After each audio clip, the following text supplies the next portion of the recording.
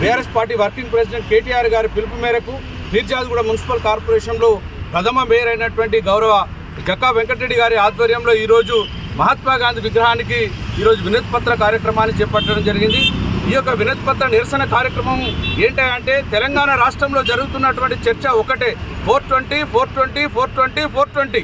ఈ 420 ఏంటంటే 420 హామీలు ఇచ్చి ప్రభుత్వం ప్రజలను మభ్యపెట్టి ఈ యొక్క ప్రభుత్వానికి వచ్చినటువంటి కాంగ్రెస్ పార్టీ ఈరోజు ప్రజలందరినీ కూడా అన్ని వర్గాలను, అన్ని కులాలను, అన్ని మతాలను మోసం చేసినటువంటి సబ్బండ వర్గాలను మోసం చేసినటువంటి సందర్భాన్ని పురస్కరించుకొని ఇప్పుడే గాంధీ మహాత్ముడికి వినతి పత్రం ఇవ్వడం జరిగింది. దళిత బంధుకు జైభీం చెప్పారు, రైతు బంధుకు రామ్ రామ్ చెప్పారు, తులం బంగారం అన్నారు, తుకానికి ఎక్కకుండా చేసిండ్రు, అలాగే పెన్షన్లు అన్నారు, అబ్బా తాతలను అందరినీ మోసం చేసిరు.